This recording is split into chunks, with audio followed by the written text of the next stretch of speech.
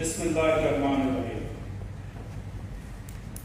भूमिहीन এবং গৃহহীন পরিবারকে জমি এবং গৃহ হস্তান্তর অনুষ্ঠানে গণভবন প্রান্তে উপস্থিত আছেন বঙ্গবন্ধু কন্যা গণপ্রজাতন্ত্রী বাংলাদেশ সরকারের